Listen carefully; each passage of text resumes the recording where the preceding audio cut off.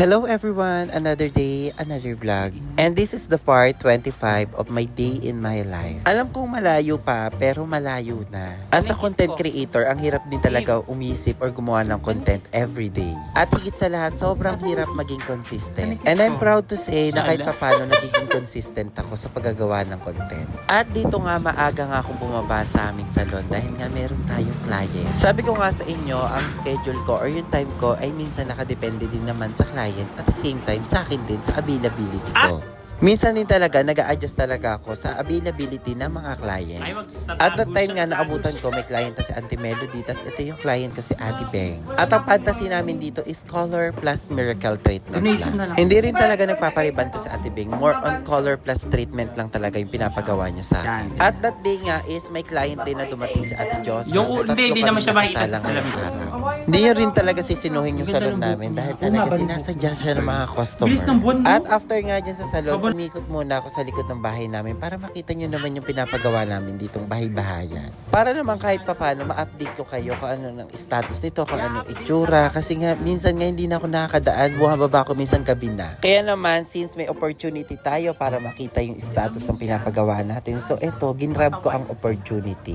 Dito lang din naman po ito sa Balon, sa Banabas Street, Balon Anita Mariveles Bataan. So sa likod lang po siya ng salon namin. So hindi po nalalayo. Yan lang naman po yung pinapagawa nating expansion para po sa mga future clients natin. Kasi feel ko sa December dadagsain po tayo ng malala ng customer. Kumbaga paghahandaan lang din po talaga namin yung mga future clients namin or future customer namin na dadayo sa aming salon. Ayan lang din naman po yung proof ng ating pagsusumikap, pagtsatsaga sa buhay. Kaya naman sa buhay wala talagang imposible, lalo na pagsusumikapan nyo. At syempre higit sa lahat, lumaban tayo ng patas, yung huwag tayo manlalamang sa kapwa natin. Para lahat ng adhikain natin sa buhay or hilingin natin kay Lord, ipagkakaloob. Kasi ako, kung hindi nyo din po alam or kung hindi nyo natatanong, napakalakas ko talaga kay Lord. Masasabi ko din talaga na si Lord din ang dahilan kung bakit ako blessful. Kasi nga kung ano man yung hinihiling ko sa Kanya, ay grabe din talaga. Binibigay niya din sa akin. Pero mga B, hindi lang ako more on wishes ha. Hindi lang ako more on prayers ha.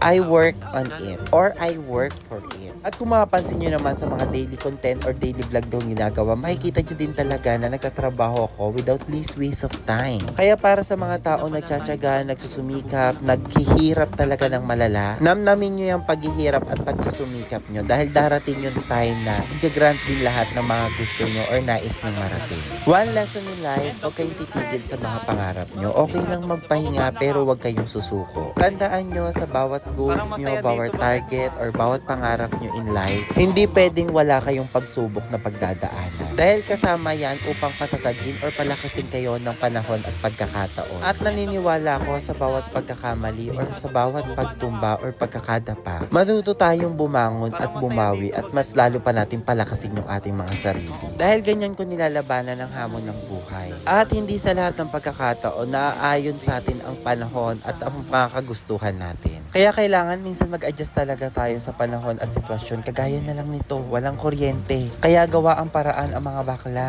Paganahin ang generator na parang ayaw nang gumana. Buti na lang din talaga, nagkaroon din ng kuryente kung nagkataon. Ay, nako ang mga client. At dito nga, gagamit na tayo ng miracle treatment sa hair ng mga clients namin. Ito din talaga yung product na ginagamit namin na pamalakasan talaga kung bakit kami binabalik-balikan, inuulit-ulitan at tinatangkilik ng karamihan. Isa si miracle treatment sa mga pasabok na product talaga, lalo na kung gagamitin natin sa larangan ng pagre-reband or paggawa ng hair. Ito yung product na to na makapawaw talaga kayo sa resulta. Dahil kitang-kita nyo naman, right after pa lang i-blow dry yung hair ni client, blower pa lang yan mga biha, tignan nyo naman, nag-straighten at nag-flatten na kagad. So kahit wala pang plancha, syempre papadaanan naman natin plancha yan. So ito magiging resulta pag pinadaanan. Kita nyo naman, kintabis, teletabis. Ayan talaga ang wow, plakado ang pagkakagawa. Kaya sa lahat ng mga nagtatanong kung saan po kayo matatagpuan, Banabas Street, Balon Anito, Mariveles, Bataan. Or pwede din po kayo mag-chat sa aming mismong page, Clinic Happy Salon, Mariveles, Bataan. Kitang-kita nyo naman yung pagkakagawa ng hair ni client. So, color plus miracle treatment lang yan ha, hindi pa namin reband yan. Tignan nyo naman yung naging resulta, soft, shiny, silky, bouncy, and straight. Isa din ito sa mga dahilan kung bakit dinadayo kami ng mga client.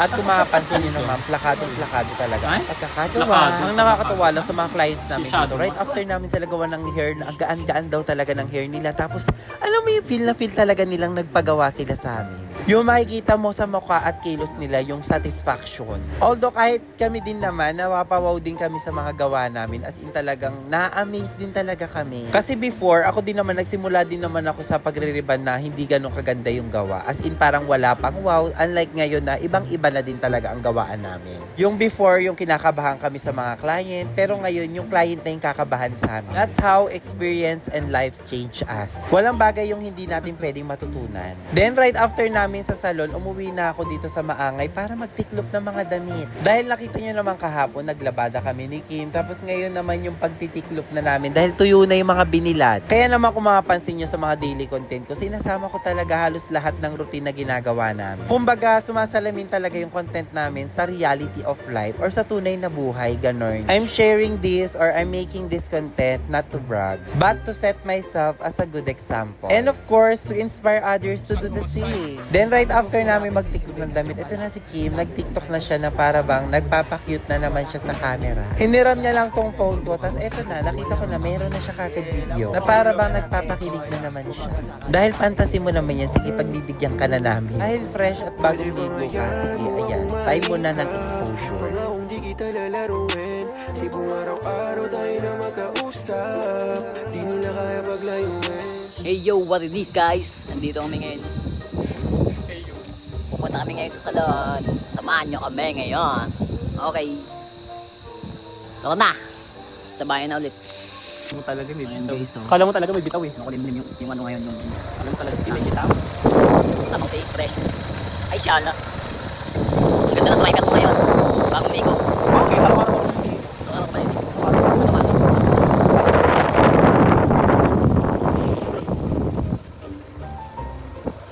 Sa part na yun. Kung ako. Okay, samahan nyo kami guys.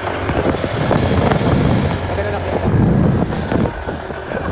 Then dito nga nakarating na kami sa aming salon, dito sa Banaba. Dito lang naman yung dadaanan nyo papunta sa mismong salon namin. At kung nanonood naman kayo ng mga daily content na ginagawa ko, for sure alam nyo na kung paano pupuntahin yung salon namin. Basta dito lang kayo dadaan sa iskinitang to. Pakadali lang din naman hanapin ang salon namin kasi makikita nyo din naman sa mga videong ginagawa namin. Makikita nyo yung kaharutan ko. Eme, baka sabihin nyo super harot ko. Eh super harot ko din talaga. Ayan yung walang halong pagpapanggap, walang kaimean. Gaya nga ng sabi ko sa mga previous vlog ko, isa ko sa mga taong totoo na walang halong pagpapanggap. Kung ano talaga yung personality ko or yung character ko, yung talaga yung pinapakita ko. At nakadepende na lang yun sa mga taong makakasama ko kung tatanggapin nila or iintindihin nila yung ugali ko. Dahil hindi ko kailangan i-please or ipilit yung sarili ko sa ibang tao. Ganon. Dahil ako, yung pag nakasama mong tao, may influence ka in a good way, not in a bad way. At that time nga is, magtatrabaho na to si Kim, magtatrabaho na kami together. Ganon ang atake namin. At isa nga pala sa ginagawa namin or madalas namin ginagawa is yung pagde-deliver ng parcel na hindi napipick up. Kaya naman pag hindi napipick up, kami na mismo yung nagda-drop off. Ganon.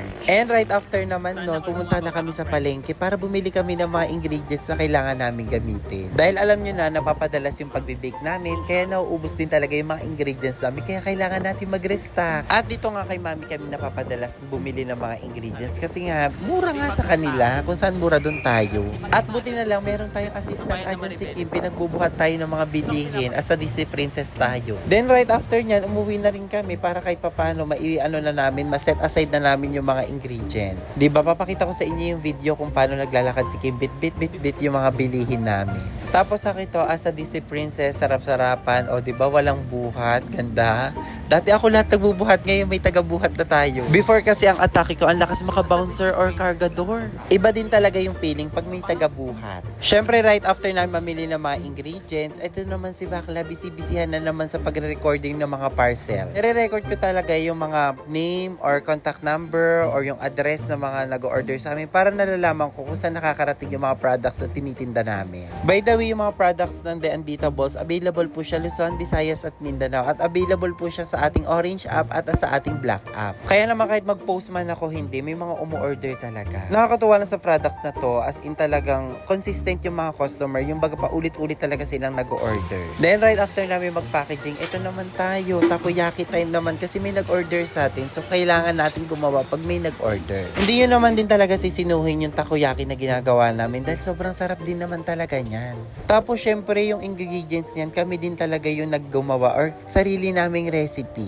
Kaya na lang big thanks na lang din talaga sa mga kasamahan namin dito sa baking area dahil 4 na kaming kumikilos dito. Kasi right after namin gumawa ng takoyaki, ito naman, dream cake naman kasi mauubos na din yung dream cake na ginawa na karaang araw. Syempre, kailangan sa negosyo, kailangan tayo palagi marami tayong stock para pag may nag-order, ready to pick up or ready to go agad. Kaya naman, pag nagpo-post ako ng mga ganito, agad-agad din naman kayo mag-order sa amin para kahit pa paano ma-deliver kagad namin yung product.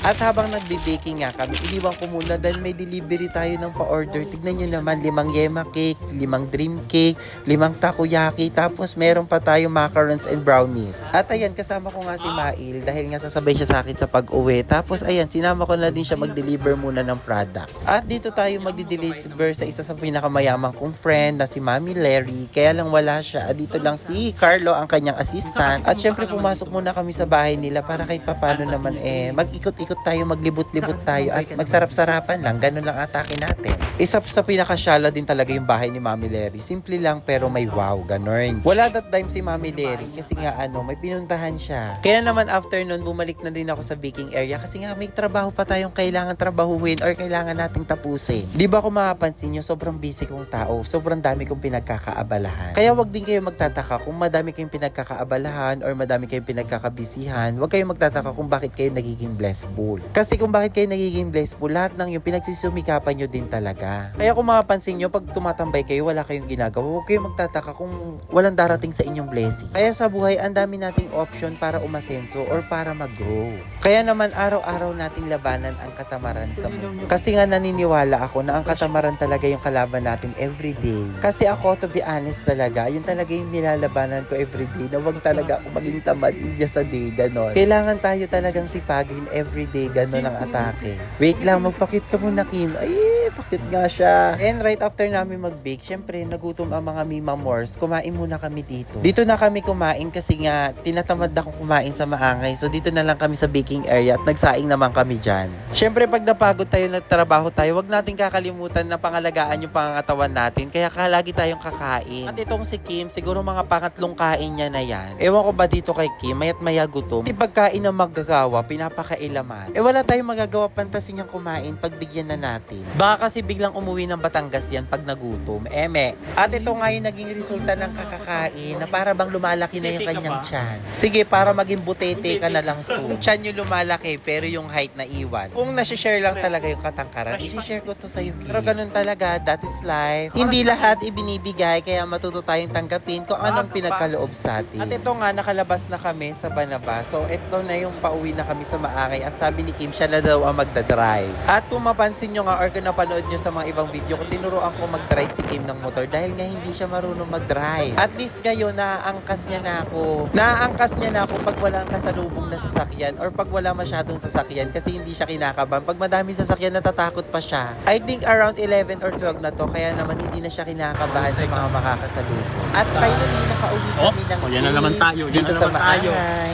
At least naman kahit pa paano, nakakapag-drive na siya. Nakangkas ako, ganun. Pero may trauma pa siya sa pagpaparking, kaya hindi niya pinark. Ako ang magpapark. Then right after niya, pumasok na kami sa loob at ito ang mga kaganapan. Dahil nga dito, may binili pa akong balot dito na parang gusto ko siyang kainin, ganun. Nabalik ko yung balot kanina kay Lati Beng, kaya lang nakalimutan kong ilabas. Nakalimutan inilabas or kinalimutan munang ilabas or tinago muna sa compartment. O eto na aamin na, tinago ko talaga sa compartment. Sabi ko kasi parang masarap to kainin right after kumain ng dinner or midnight snack, ganun. Actually, Penoy talaga yung fantasy ko. Pero that time yung bumili ako, sold out na yung Penoy, balot na lang yung natira. Kaya syempre, doon tayo sa merong available. At ayan, tignan nyo, may nanggugulo na naman dito sa camera. Gusto na naman ng exposure. At para naman po sa mga solid followers namin or sa mga solid supporters namin, meron kayong fantasy na gusto nyong gawin namin together for collaboration or any content or any question that you want to know about us, i-comment nyo lang sa comment section para kahit papano magawa namin ng content ni Kim. Or kung meron kayong inspirational video, send nyo na lang sa amin or DM nyo na lang sa amin para kahit papano magawa namin ng time. Kung magawa naman namin ng content. Kaya naman kung may suggestion kayong content or may gusto kayong malaman about sa amin ni Kim, feel free to ask. Or i-comment or mag-DM kayo mismo sa aming account. At that night nga is kumain kami ng takoyaki. Kitang-kita nyo naman ang takoyaki. Sobrang sarap talaga yan. At mag-order kayo pag nag-post kami. Satisfying din naman talaga yung takoyaki ginagawa namin. Kasi nga, sarili naming ingredients yan. Kumbaga pag natikman nyo yung takoyaki na ginagawa namin, uncomparable siya compare sa mga takoyaki na bibili nyo. Kasi ginagawa namin, hindi siya pang ordinary, pang extraordinary, something special ganon. Gaya nga na sabi ko sa inyo, ang takoyaki namin ay hindi tinipid, hindi din tinaman. Made with love, inspiration, and of course, satisfaction. Kaya naman ito talaga yung pagkain na hindi mo titigilan hanggat hindi mo siya nauubos. Yung tipong kahit yung sauce na natira sa lagayan, pilit mo pang pipilitin upang maubos. Kaya naman kung fantasy nyo din kumain ng takoyaki, i-PM nyo naman kami para kahit paano magawa namin kayo ng takoyaki. Kasi ang takoyaki po natin is made to order. Kung kailan lang meron nag-order, dun lang po kami gagawa. At syempre pag gumawa kami, mabilis lang din po ma-sold out. Kaya minsan mas maganda kung magpapareserve po kayo. At again, available din naman po yung takoyaki natin for family platter po or family tray. For special occasion, gathering, or event, ganun. Pwede kayo mag-order ng maramihan. At kung mapapanood nyo naman yung mga previous vlog namin together, may kita nyo naman kung ano yung mga products pang tinitinda ko bukod po dyan. At kung naghahanap po kayo ng extra income, extra sideline, or pwede po kayo mag-reseller sa amin ng mga products na tinitinda po namin. Kaya naman kung wala kayo masyadong pinagkakaabalahan, madami kayong kaibigan, madami kayong kakilala, at active kayo sa social media, open for resellers po kami. Para naman sabay-sabay tayong umahon. Tsaka okay din ang kitaan ng mga reseller ha, mag-aalok lang kayo kasi may mga product na naka-ready. Kaya naman shout out sa lahat ng mga nagre-reseller sa amin. Maraming salamat po sa inyong pagtitiwala. At kung hindi nyo nga po pala alam or natatanong, kaming dalawa po ni Kim, gumagawa po talaga kami ng sarili naming game plan or target plan. Or what I mean is daily routine or time frame or time work na gagawin namin every day. Kumbaga meron kaming notebook, tas sinusulat namin doon yung daily task na ginagawa namin. Tapos pag natapos na namin yung isang araw, titignan namin kung nagawa ba namin yung daily task na sinulat namin, ganun ang atake. Kasi doon yung ma-assess or ma-evaluate kung naging effective ba kayo sa buong araw. At kung nagawa nyo ba or nagampanan nyo ba yung trabaho inalign nyo mismo sa sarili nyo. Kasi doon natin makikita kung well-disciplined ba talaga tayo. Or kung goal-oriented tayo. Kasi tandaan nyo yung mga pangarap or plano or target nyo without action, wala talaga mangyayari. Kaya kailangan sa buhay, kung may mga plano kayo, isulat nyo na tapos pangatawanan nyo through by action, not just by word. At dito nga, nagche-checking na kami kung nagawa ba namin yung trabaho or daily task na inassign namin sa sarili namin. Kaya naman, kayo sa sarili nyo, kung napapanood nyo to, gumawa na din kayo ng plano nyo. Gawa kayo ng daily task kagaya nito. Kumbaga, meron tayong history babalikan. At higit sa lahat, makikita nyo kung nag-grow ba kayo as a person. At kung may natutunan man kayo or na-inspired kayo sa sample video creation ko sa A Day in My Life. By the way, this is the vlog 25 and see you on my next vlog, vlog 26. Thank you so much for watching.